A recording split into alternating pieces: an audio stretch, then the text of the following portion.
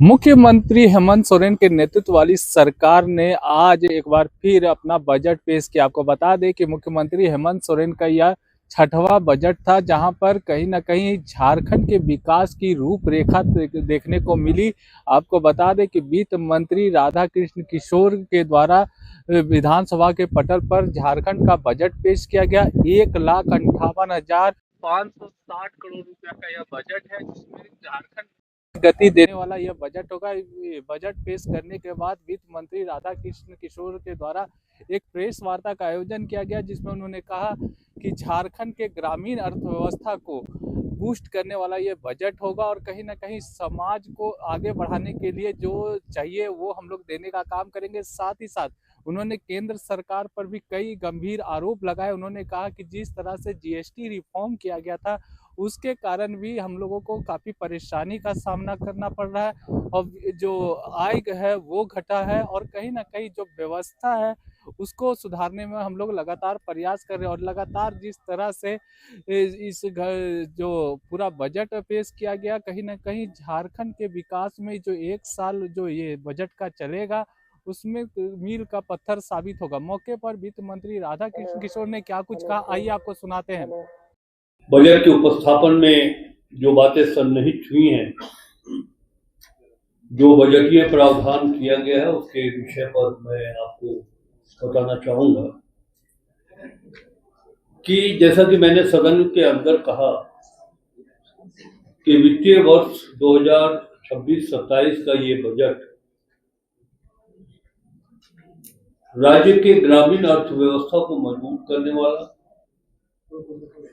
ग्रामीण क्षेत्रों में रोजगार उपलब्ध कराने के दृष्टिकोण से महत्वपूर्ण बजट मैं मानता हूं। और आप सबों को स्मरण होगा कि बजट के निर्माण में माननीय मुख्यमंत्री जी का जो निर्देश था, उसका अनुसरण अनुपालन हम लोगों ने किया। उन्होंने कहा साफ तौर पे कि न सिर्फ अपने राज्य के जानकार लोगों को बुलाए, बल्कि राज्य के बाहर से भी लोगों को बुला करके झारखंड का अगवा दिशम बजट कैसा होगा उनसे आप राय लें। और हम लोगों ने 2 दिनों तक बैठक की।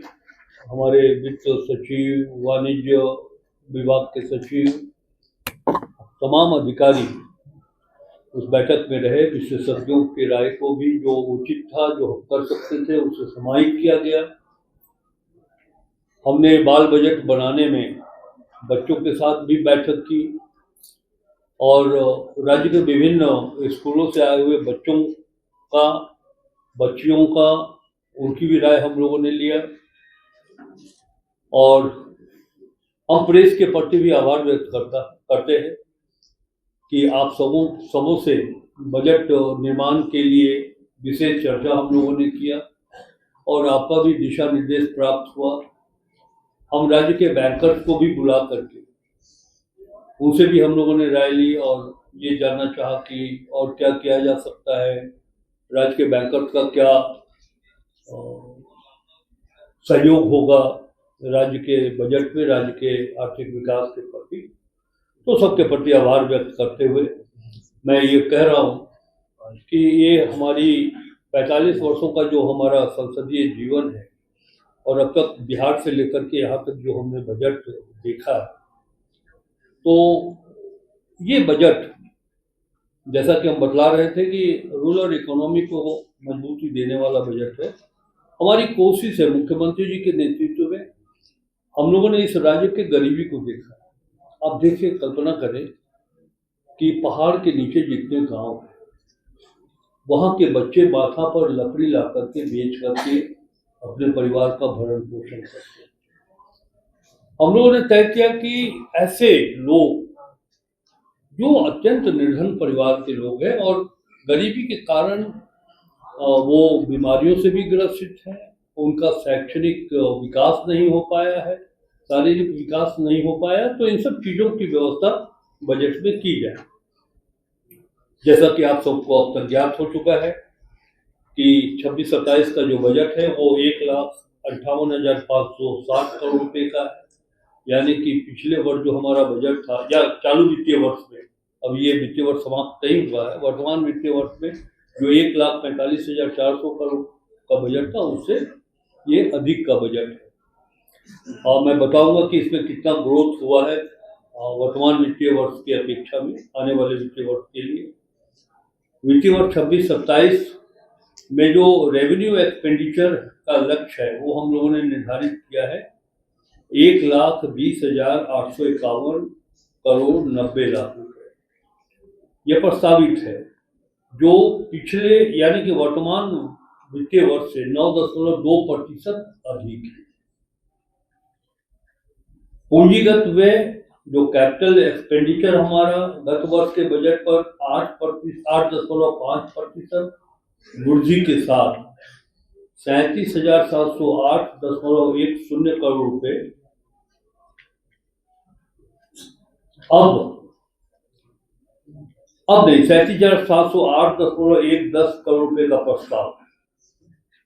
ये करेक्ट आने वाला जो फाइनेंशियल ईयर है उसकी बात कर रहे हैं 26-27।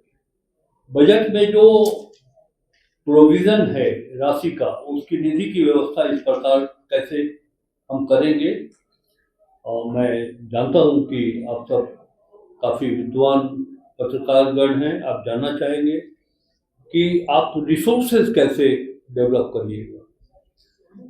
राज्य का जो अपना ओन टैक्स रेवेन्यू है वो हम लोगों का अनुमानित लक्ष्य है 40,000 करोड़ रुपए का, तथा नॉन ओन टैक्स गैर कर राजस्व हम लोगों ने अनुमान किया है कि 20,700 करोड़ रुपया हमको उससे प्राप्त होगा। और केंद्रीय तथा केंद्रीय करों में राज्य की हिस्सेदारी केंद्रीय सहायता से यानी कि ग्रांट एड अनुदान की राशि 18,273.66 करोड़ रुपए प्राप्त होने का हम अनुमान करते हैं। और केंद्रीय करों में जो हमारी हिस्सेदारी है झारखंड की वो 51,236.38 करोड़ रुपए हम अनुमान करते हैं कि ये राशि हमें उपलब्ध होगी। तो इस प्रकार लोक ऋण से 222,049.96 करोड़ रुपए एवं उधार तथा अग्रिम की वसूली से 300 करोड़ रुपए होने का अनुमान है।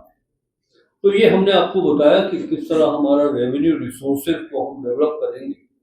जो हमारा बजट साइज है 1,58,560 करोड़ रुपए का, तो ये हमने बताया कि साहब स्टेट सेक्टर से सेंट्रल सेक्टर से किस तरह हमें पैसा उपलब्ध हो पाए। 26-27 में राजकोषीय घाटा 13,595.96 करोड़ रुपए होने का अनुमान है, जो कि जीएसडीपी का 2.18% बहुत क्लियर है। जो निर्धारित सीमा है कि 3% से अधिक राज्यों को ऋण लेने का इस एक्ट के अनुसार प्रावधान नहीं है, तो हम विद इन लिमिट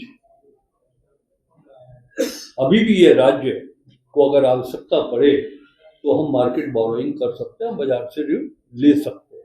और तब भी हमारी जो सीमा है वो निर्धारित 3% की सीमा के अंदर ही हम रह सकते हैं। ये एक वित्तीय फाइनेंशियल हेल्थ के लिए इससे बढ़िया प्रमाण नहीं हो सकता। वित्तीय प्रबंधन भी मैं कह सकता हूँ कि हमारा वित्तीय प्रबंधन भी बहुत वेल डिसिप्लिन्ड है, अनुशासित है। वर्तमान मूल्य पर झारखंड का जीएसडीपी 24-25 में लगभग 5,16,000 करोड़ रुपए रहा। सरकार का प्रयास होगा कि अगले 5 वर्षों में इसे दुगना किया जाए और इसके लिए हमें वर्तमान करंट प्राइस पर करीब 14% का विकास दर करना होगा। इस बात को हम जानते हैं। स्थिर मूल्य पर यह करीब 9 से 10% का विकास दर होगा, ऐसा हम अनुमान करते हैं।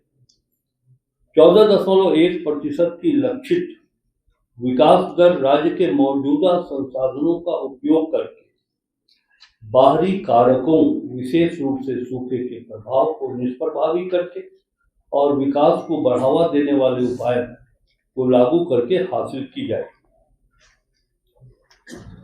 इसी तरह भी प्रारंभ की गई है जिसके अंतर्गत महिला किसानों को इंटीग्रेटेड फार्मिंग से जोड़कर टेक्निकल हेल्प के द्वारा ऑफलाइन ऑनलाइन मार्केटिंग प्लेटफॉर्म से जोड़ा जाएगा। ये हमारी योजना है। प्रत्येक विधानसभा क्षेत्र में एक lamps PACS cooperative marketing complex का निर्माण कराया जाएगा। 26-27 में 162 करोड़ 20,90,000 रुपए का बजटीय प्रावधान किया गया है। काफी डिटेल में है हमारा जो बजट का प्रोविजन है। मैं ये एक दो चीज मैं कहना चाहूँगा जो काफी महत्वपूर्ण है इस बजट में। जैसा कि हमने सदन के अंदर भी कहा है कि माननीय मुख्यमंत्री जी और हमारे मंत्रिपरिषद के सदस्य और विधानसभा के जो हमारे माननीय सदस्य हैं, सब लोगों की इच्छा थी कि डॉक्टर भीमराव अंबेडकर जी को सम्मान देते हुए इस राज्य में उच्च शिक्षा के लिए विश्वविद्यालय राष्ट्रीय औसत से कम है, तो उसकी भरपाई करने के लिए प्रथम चरण में चतरा जिला मुख्यालय, चूंकि वो जो आप देखेंगे कि चतरा का ही चुनाव क्यों किया गया, तो जो बिहार का बॉर्डरिंग एरिया है, आप मुद्दा से उठाए चतरा पलामू गढ़वा चले जाए तो ये महसूस किया जा रहा था कि बीच में एक यूनिवर्सिटी स्थापित हो। तो माननीय मुख्यमंत्री जी के कुशल निर्देश पर यह प्रावधान किया गया है कि हम लोग आने वाले समय में डॉक्टर भीमराव अंबेडकर जी के नाम पर चतरा जिला मुख्यालय में यूनिवर्सिटी की स्थापना करेंगे। इसी तरह मैंने सदन के अंदर कहा कि ये देखा जा रहा है न सिर्फ झारखंड बल्कि अन्य राज्यों में कैंसर रोग का फैलाव बहुत ही तीव्र गति के साथ हो रहा है। यही स्थिति महिलाओं में ब्रेस्ट कैंसर का भी है। तो सरकार के समक्ष ये जानकारी प्राप्त हुई कि हमारे राज्य में सरकारी मेडिकल कॉलेज हॉस्पिटल में पेट सीटी स्कैन मशीन जो वो पहचान करता है कैंसर रोग से कौन कितना ग्रसित है, तो पहचान करने वाली मशीन नहीं है। इसके लिए हमारे रोगियों को जाना पड़ता था कोलकाता या फिर दिल्ली में। लेकिन ये बजट में प्रावधान किया गया है कि जो हमारा हेल्थ डिपार्टमेंट का बजट एलोकेशन होगा या है, उसमें 200 करोड़ रुपया निकाल करके अलग से, जिसे आप कह सकते हैं कि वो कैंसर बजट के नाम से रखा जाएगा और हम उससे पेट सीटी स्कैन मशीन स्टैब्लिश करेंगे। हमारे 5 मेडिकल कॉलेज हॉस्पिटल जो सरकार के मेडिकल कॉलेज हॉस्पिटल है और राज्य के 24 जिले सदर अस्पताल में हम सभी अस्पतालों में, सदर अस्पतालों में ब्रेस्ट मैमोग्राफी मशीन की भी स्थापना करेंगे। इसी तरह राज्य में 750 अबुआ दवाखाना खोले जाने का लक्ष्य है। और एक चीज बहुत ही अच्छा लग रहा है मुझे ये कहते हुए, पूरे एशिया में पलामू जिला का जो कुंदरी लाह बगान है वो पूरे एशिया का सबसे उत्कृष्ट लाह बगान है और ये डेट पड़ा हुआ है। मुख्यमंत्री जी और चूंकि हमारा जिला है तो हम लोगों ने ये विचार किया, हमारे राज्य के तमाम आला अधिकारियों ने ये विचार किया कि उसको पुनर्जीवित करने की आवश्यकता है। इस बजट में हम लोगों ने शामिल किया है कि लघु वन पदार्थ का उन्नयन योजना के अंतर्गत पलामू वन प्रमंडल के कुंदरी लाह फार्म का जीर्णोद्धार किया जाए। तो ये प्रोविजन होने से लोगों को रोजगार मिलेगा और जैसा कि हमारे पास एशिया का सबसे उत्कृष्ट किस्म का लाभ है, उस पर आधारित हम कई चीजों का निर्माण भी कर सकते हैं। मुख्यमंत्री ग्राम सड़क योजना के अंतर्गत 1000 करोड़ रुपए का बजट बंद किया गया है। ग्राम सेतु, मुख्यमंत्री ग्राम सेतु योजना के तहत 26-27 में 730 करोड़ का, वर्ल्ड इकोनॉमिक फोरम मंच के माध्यम से झारखंड ने 1,24,230 करोड़ के निवेश प्रस्ताव प्राप्त किए हैं, जिनसे स्टील, एनर्जी, विनिर्माण और अवसंरचना क्षेत्र में लगभग 45,000 रोजगार अवसर सृजित होने का लक्ष्य है। उसके बाद फोकस है कि हम लोगों ने ये देखा है कि हमारे पास खनिज संपदा है, हम उस पर आधारित अपने रेवेन्यू कलेक्शन को बढ़ा सकते हैं, लेकिन पर्यटन एक महत्वपूर्ण है। अब देश के कई ऐसे राज्य हैं जो पर्यटन के माध्यम से अपने राजस्व संग्रहण को काफी आगे बढ़ा पाते हैं।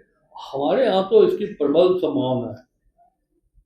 प्रकृति ने अनुपम उपहार दिया है झारखंड के रूप में हम सब, तो ऐसे स्थल को विकसित कर हम अपने रिसोर्सेज को बढ़ाना चाहते हैं, जिसके अंतर्गत मैंने कहा बहुत डिटेल में जाने की आवश्यकता नहीं है कि दसम जलप्रपात, ग्लास ब्रिज, जोन्हा जलप्रपात, ग्लास ब्रिज, रोपवे, रामगढ़ जिला में रजरप्पा में पर्यटकीय विकास के साथ साथ पतरातू में स्काई वॉक, पतरातू जलाशय में सोलर बोट, और इसी तरह पलामू जिला अंतर्गत मलय डैम का टूरिज्म डेवलपमेंट, चतरा जिला में कोलेश्वरी पहाड़ में रोपवे का, तो ये सब चीज़ें हैं।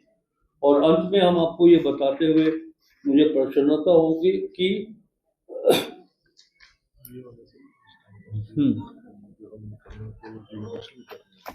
सबसे बड़ी बात आगामी वित्तीय वर्ष यानी कि 26-27 के लिए आउटकम बजट से संबंधित विभागों की योजनाओं के आधार पर जेंडर बजट भी हम लोगों ने तैयार किया है।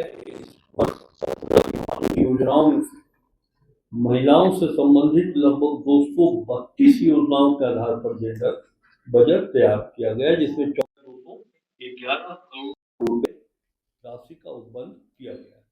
सबसे एक महत्वपूर्ण सूचना जी बताइए। क्योंकि एक अखबार ने तो पहले ही छाप दिया आपका कि 1,60,000 करोड़ का बजट इस बार पेश होगा। इसमें नया क्या है भाई? मैं तो पहले ही जान गया, क्योंकि आपने 1,58,560 करोड़ का बजट पेश किया। दूसरी बात, उस अखबार ने यह भी छापा कि बजट 10% अधिक होगा, आप 9% लिख रहे हैं, तो करीब करीब वो भी सही है। अखबार ने यह भी लिखा कि कैंसर से संबंधित कुछ नई चीजें देखने को मिलेगी, वह भी मैं देख रहा हूँ कि आ गया। तो ये अखबार पहले से आपकी बातें रख दिया, तो आप नया क्या पेश कर रहे हैं? और दूसरा, आपका नाम क्या है? क्योंकि आपने जो बजट पेश किया वो जो मिला है हमको, उसमें आपका नाम है राधा कृष्ण किशोर, और इधर से जब मैं आ रहा था तो लिखा हुआ राधा कृष्णा किशोर। तो आपका सही नाम क्या है मुझको बताइए।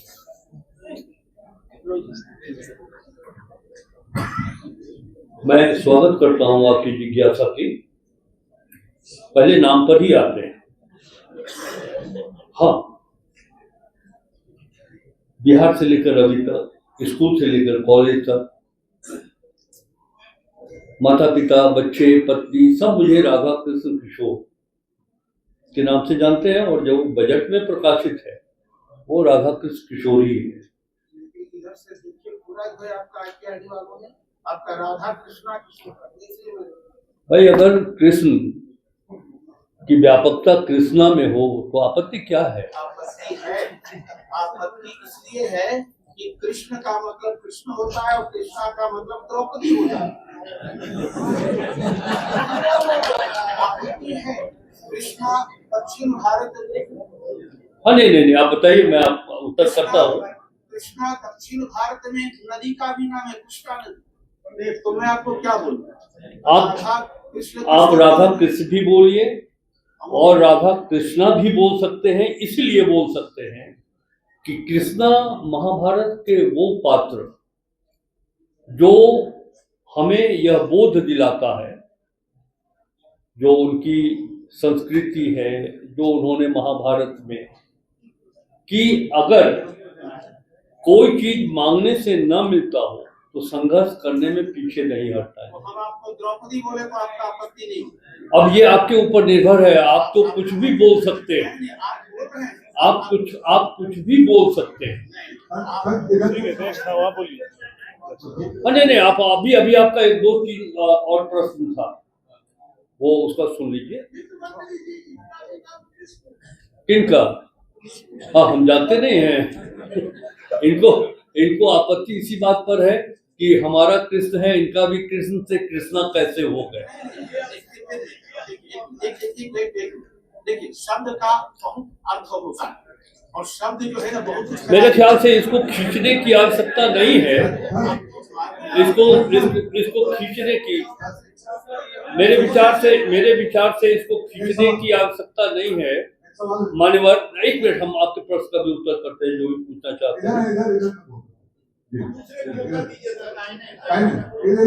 कहाँ हाथ उठा दीजिए। अच्छा, हम माध्यम से आपको देनी है कि first time in the history of Jharkhand, ये पहली बार हो रहा है, भारत का संविधान के अनुच्छेद 243 सहपठित 243 वाई के अंतर्गत पंचम राज्य वित्त आयोग प्रथम प्रतिवेदन राज्य सरकार को समर्पित किया गया है। इससे पहले नहीं हुआ। राज्य सरकार द्वारा आयोग की अनुशंसा पर ऐतिहासिक निर्णय लेते हुए संबंधित वित्तीय वर्ष में प्रतिनिधायन डेवल्यूशन के रूप में स्थानीय निकाय को अंतरित की जाने वाली राशि पिछले वित्तीय वर्ष के राज्य के शुद्ध स्वकर राजस्व 4% के रूप में तय किया गया है और इसी के अनुरूप पंचम राज्य वित्त आयोग की अनुशंसा के क्रम में स्थानीय निकायों के लिए वित्तीय वर्ष 24-25 एवं 25-26 में अनुदान की कुल राशि 1,172 करोड़ 66 लाख रुपए निर्धारित की गई है। ये पहला अवसर होगा जो इस प्रकार का राशि का निर्धारण हुआ है। तो विशेष रूप से मैं समझता हूं कि आप सबों को इस जो मूल बातें हैं वो आप सबों के बीच विस्तृत हुई है, सबको हो गई है। तो मुझे आप सबों को कुछ और